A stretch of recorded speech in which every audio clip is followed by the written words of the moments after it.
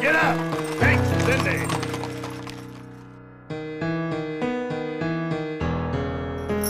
Over, Frank. Get over. I think it got down to about 14 or 15 degrees here.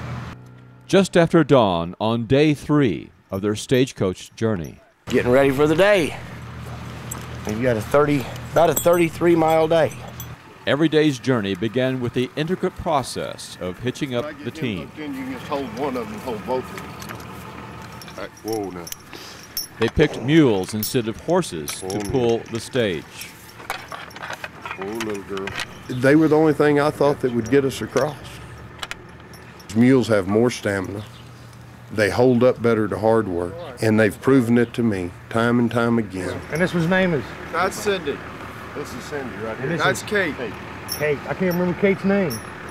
Think of it this way, whichever one's more ornery is Kate. As in Taming of the Shrew. From everything I hear, we're going to be on some of the most historic part of the original Butterfield. Over, Frank. Get over. About half of our route today will be on the original Butterfield line, and some of it will be on the Old Wire Road. And the Old Wire Road gets its name from the fact that it was the first telegraph that went through, and a lot of places it follows the old Butterfield route, a lot of places it doesn't. Good girl. In order to follow the historic route, they would try for the first time to cross a river with no bridge. We don't know what the bottom of the river's like. You know, if it's going to be pretty mushy, we might have to hook lariats on and help the mules pull it across with the horses. They say it's about 2 foot deep, so we'll offload all the passengers before we cross. Cindy, hup! Oh! It's going to be a great day. It's going to be a great day, a long day. Everybody will be tired at the end of this day. In 1857, John Butterfield, a well-known and politically powerful businessman from New York, won a contract to carry the U.S. mail from Missouri to San Francisco in just 25 days. Tens of thousands of California gold miners had pressed Congress for better mail and passenger service. Hey, Cindy!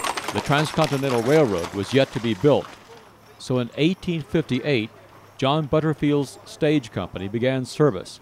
In just 1 year's work, Butterfield amassed a string of some 200 relay stations, a fleet of 250 coaches, hundreds of drivers and employees, and a herd of 1,800 mules and horses strung out over 2,900 miles through the American Southwest. It became the first scheduled transcontinental mail and passenger service between Missouri and California. Hup! Hey, Cindy, hup! A letter cost 10 cents, passengers $200. Get up! Hup! Get into it, Kate! Cindy, get up! Hup, you! Get up! Kate! It was a grueling 25-day journey. Everyone suffered from heat, dust, bad roads, poor food. But it was weeks faster than making the same journey by ship. So the Butterfield Overland Stage Company succeeded and became famous. Kate, Cindy! 143 years later, the Butterfield Overland Stage Trail had grown cold. No, we're all right. I don't know which way we're going here. I would say to the left. This is the old Butterfield route. During weeks of planning prior to the trip, they had carefully laid out the route.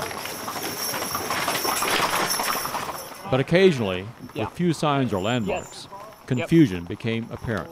This says FR 220, and that's FR 220. See, the road FR 220 goes this way. If the route said follow FR 220, because this is now changed to 212. Okay. On this side of the road, and on crossroad the store. We go up here and take a left and go down, cross T, and make a right. They could stop and ask directions from local residents and had cell phones and radios. Getting lost became a part of the routine of the journey. This guy's giving us a shortcut. Rick says go with the shortcut. Well, then he's going the wrong way. Okay, he's going the wrong way then. Does he got a radio? I don't know. Anyone from camp copy? This is Lafitte. But most of the Butterfield Overland route was easy to find in the early days of their journey. At several places, markers had been placed to commemorate the trail. In this part of Missouri, the Butterfield Overland Stage route is as well known as Route 66. Is that the stage stop? This monument was the first time they'd seen physical evidence that they were on the historic route. Get up, mules. Kate! Cindy! Get up! All right, let's go. I know enough history about Missouri, Oklahoma, the Midwest, that I think that to relive something like that would be very, very exciting. I took the donkeys and the man. That's the only thing I took a picture of. It would just be something that would never, ever happen again. How much do you wish you could go along? Oh, I'd love to. Only I'm too old now. Be sore. It'd be nostalgic, but oh man, you'd probably hurt on the way. Your buttocks, you wouldn't be able to sit down for a month. Listen, to travel like that, I remember even whenever I was young, we used to travel on Sunday morning to go to church in just a horse and wagon. And that was fun. It was miserable too at times, especially when it was cold. Okay, that's good. Well, this is history, and so much of it is forgotten. And I think reenactment of this is just great. If I had the money, I'd be riding on it. Kate, get up! Up, get up! The warm reception at this historic Butterfield Overland Stage relay station would be repeated day by day as their journey progressed. Thank you all very much. But still ahead of them this day, a potentially treacherous river crossing and a big welcome in a small town named after the Stagecoach Company.